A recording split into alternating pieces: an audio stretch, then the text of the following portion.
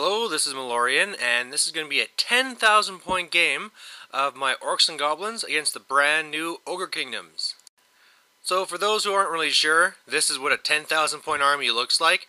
My buddy, he was painting one of my other armies. He needed to come over anyway. He wanted to try out the new Ogre book, and I said, hey, what size of game do you want to do? Don't be afraid to go too big. He said, hey, want to do 10,000? So yeah, why not? So this is my list. I'll be going through it once it's actually deployed, but yeah, it's going to be a big test of the new book. And for the big test, this is going to be the generals. He's running a tyrant, and I'm running Gorbad. You kind of need him for his big, 18-inch leadership 10 bubble and all that, so hopefully he can keep my wide lines in control. He's not done being painted yet, but whatever. So here's the board we're playing on. It's a 5x10 board. We're not actually doing a, the book missions. We're not going by victory points. This is going to be all based on objective points. And where you get these from is, first of all, from 3 pieces of terrain. Whoever has the unit closest to the very center of that center hill at the end of the game, that's worth 3. Each of those high towers you see in our back left of our deployment zones, that's worth 2. Killing the general is worth 1. All lords, including the general again, is worth 1 more. And then the first one to bring down the opponent to their breakpoint, that's another 1. So actually in this case, he's already at his breakpoint, so I get that one for free. But let's go through and look at what people have.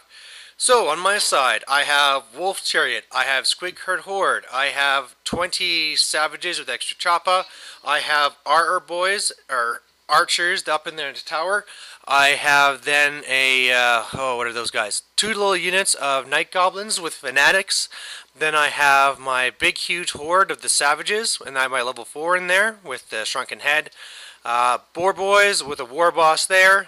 Up on the hill, I got all my war machines, 4 Chukkas, 2 Doom Divers, Pump Wagon in the back to defend it. Then I have up the front a giant, a big huge horde of Biggins with 2 Choppas. And of course with Gorbad, for all the regular Orcs, they're all going to be Biggins where possible. Then I have a big unit of 100 Night Goblins set up for ranks. I got my brand new Mangler Squig. I got my Fast Cav up there, my Wolves.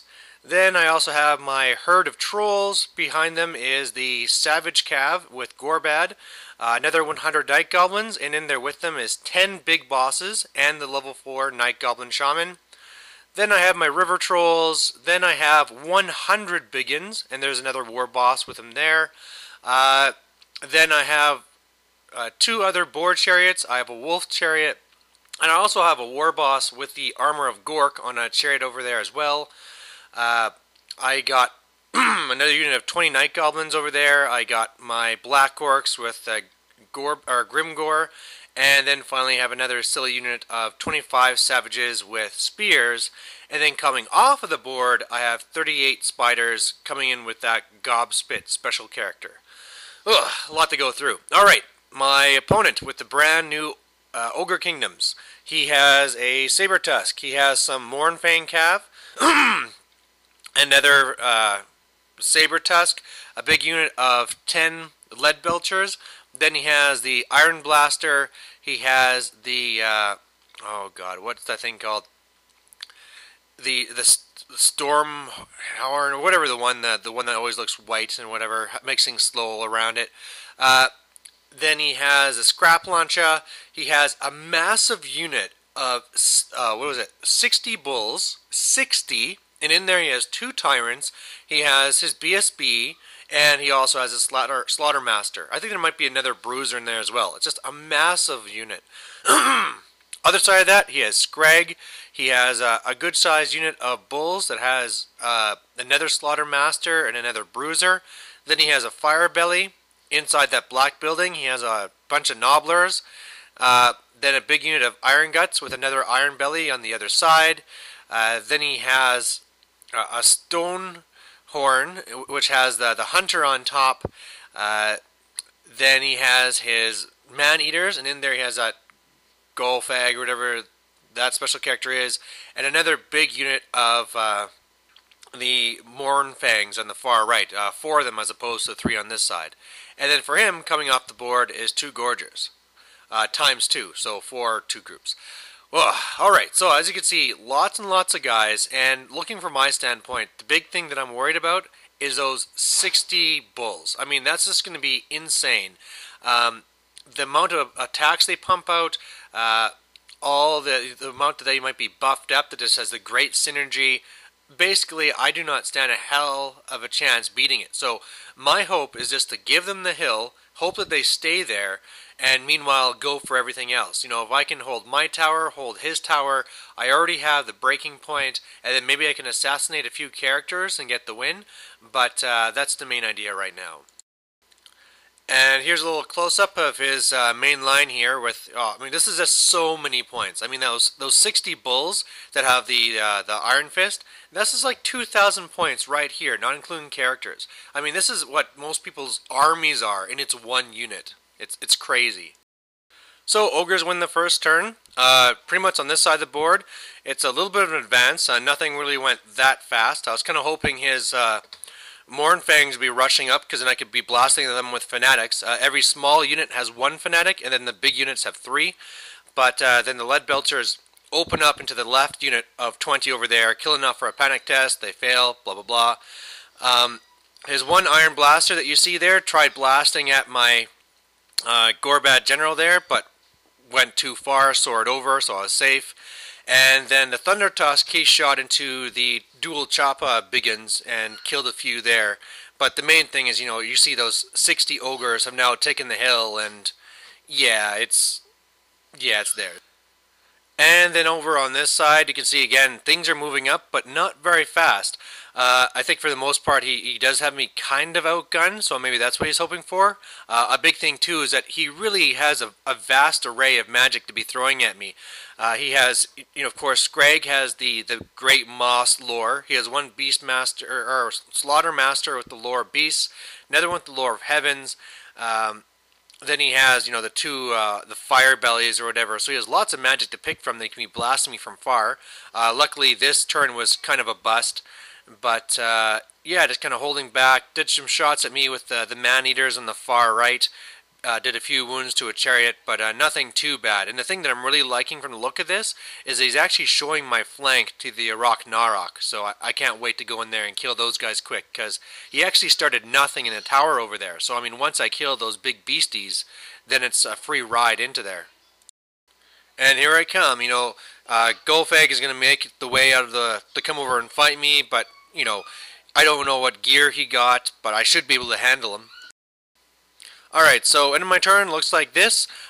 Basically, the Squig Herd went and charged the 1 Saber Tusk. It fled, got away. The Night Goblins kept on running. My Boar Boys went to charge the 1 Saber Tusk he held. And the idea is that then I'd overrun into the Lead Belchers. Yeah, I failed that charge by 1 inch. Otherwise, I'm just kind of moving up, but I'm kind of scared in this one little area here, because, I mean, he has the Iron Blaster, he has a Thunder Tusk, he has a Scrap Launcher, and all I have to fight them is the 1 horde of Biggins that doesn't have any characters to support it. So, yeah, I really need to do something to try and break through, and while I was trying to shoot them down this turn, I did nothing, and exploded one of my own spear chuckas, so that's not really helping. Oh, actually, no, I didn't shoot at them. I shot at Scrag on the far side, took off a few wounds. Over here, you can see my fast cav are just looking to slow things down, just like they're slowing things down on the other side. I threw up the 1 wolf chariot there just to try and bait in the stone horn. I tried charging the nobblers with my river trolls, because they're out of range of his BSB and his general, so if I could get rid of those guys, it would kind of help me over here. Then of course it kind of break up his formations while he goes to counter them. But anyway, that's what I was looking there. But the main thing you can notice is that my Arok Narok is gone.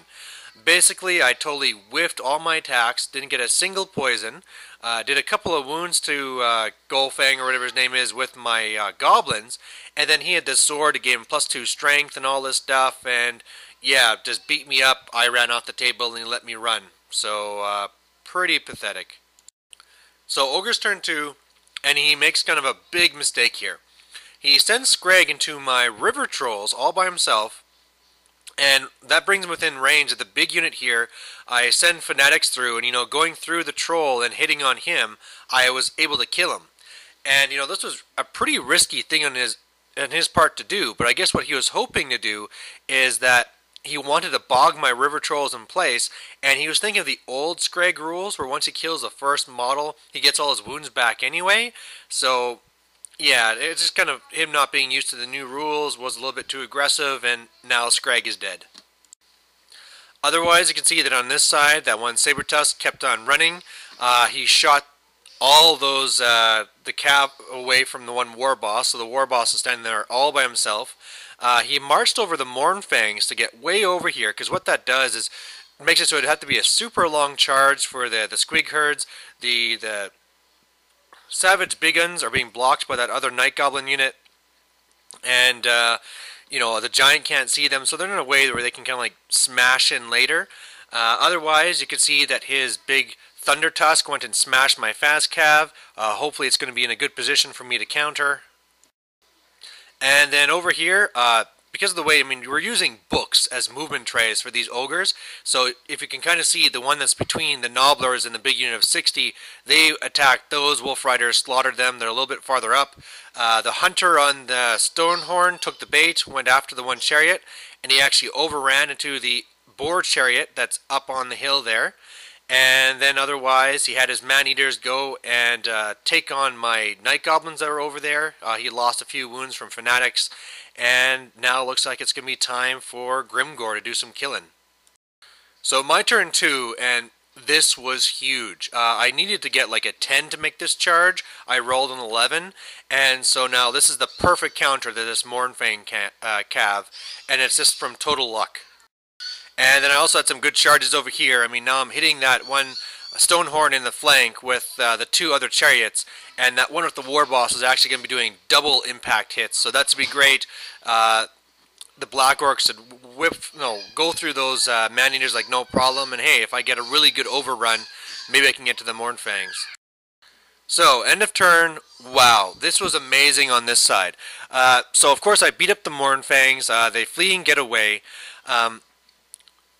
I went and I first sent through my Mangler Squig, went through the Stonehorn,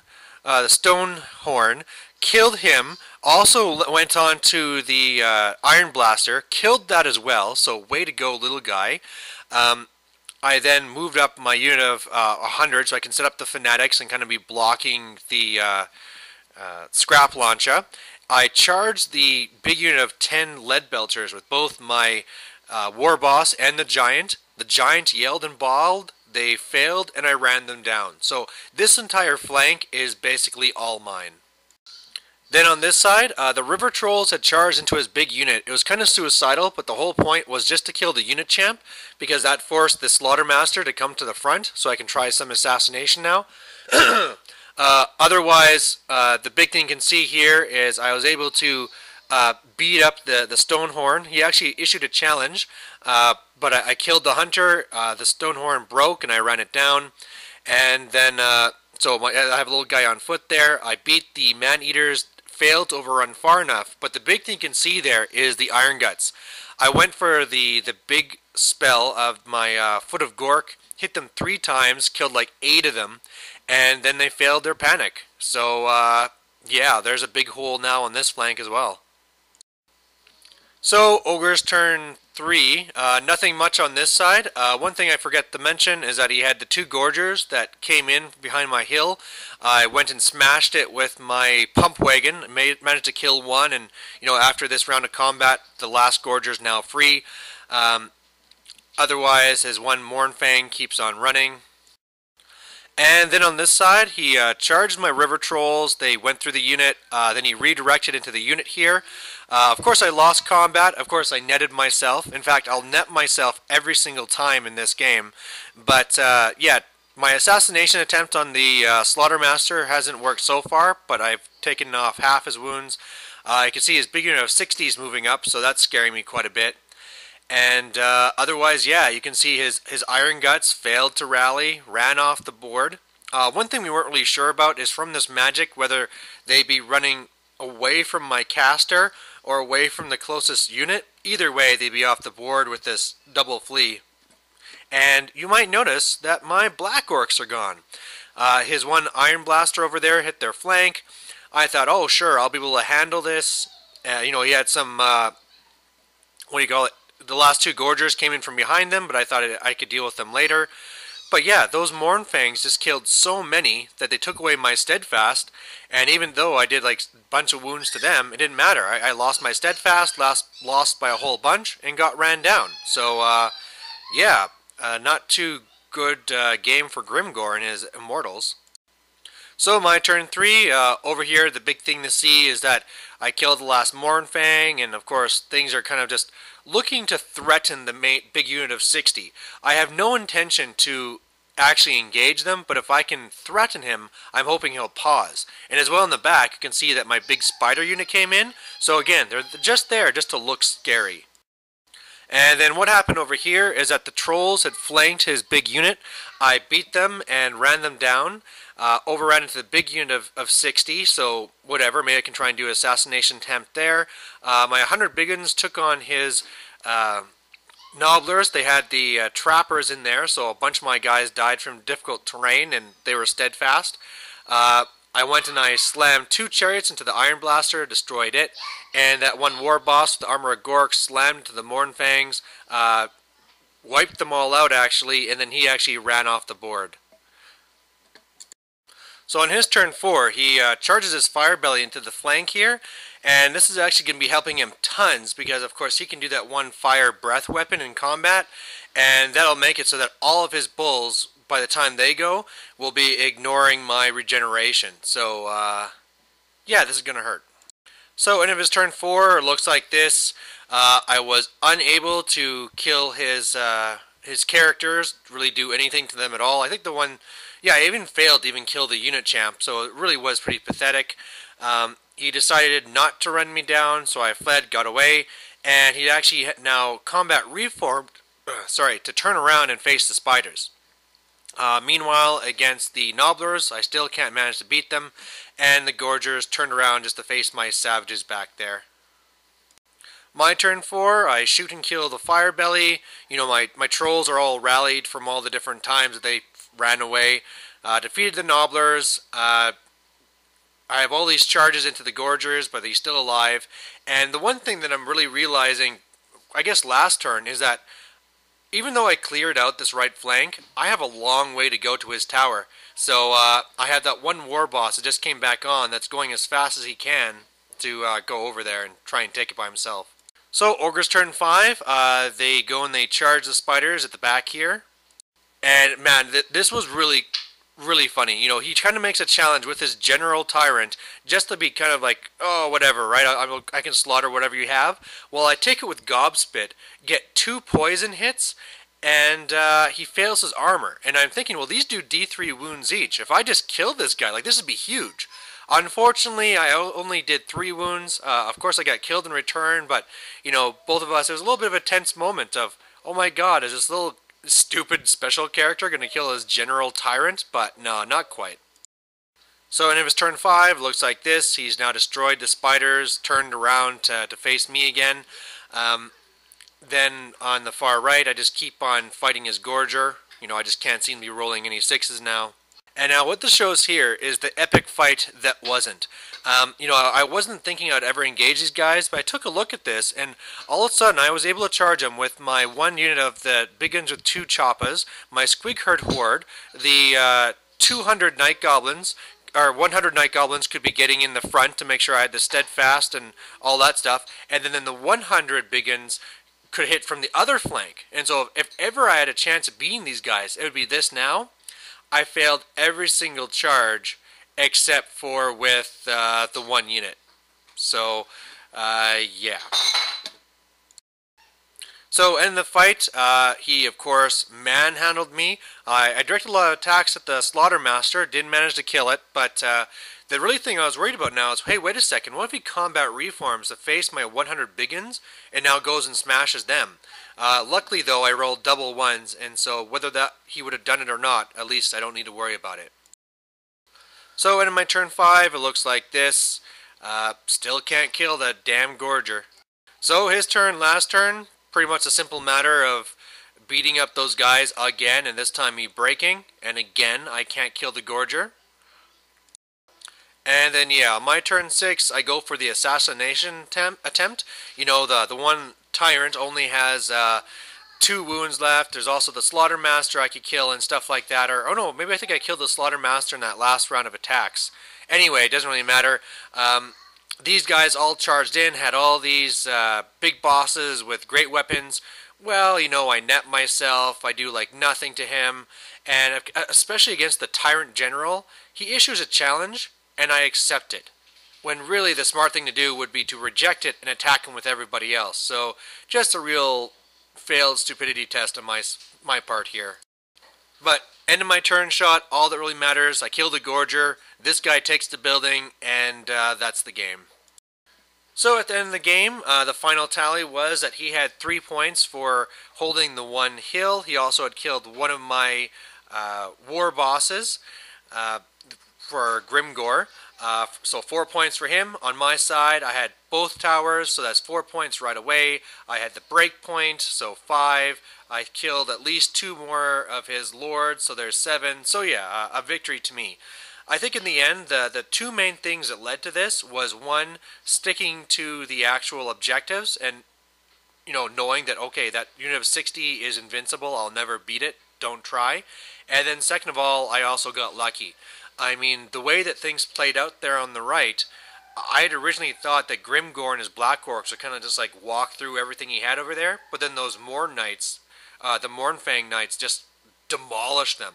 So if it wasn't for that lucky play where the Foot of Gork went and smashed them and made them panic off the board, you know, who knows? Either they could have fought with my 100 Biggins, they probably would have beat my Biggins in the end, or, you know, better yet, they could have just turned around, gone inside the tower, and I never would have beaten them. So, yeah, got a little bit lucky there, but hey, I'm happy with it, and I hope you guys like seeing this big, huge battle report and all the new Ogre stuff. So, thanks for watching. Bye.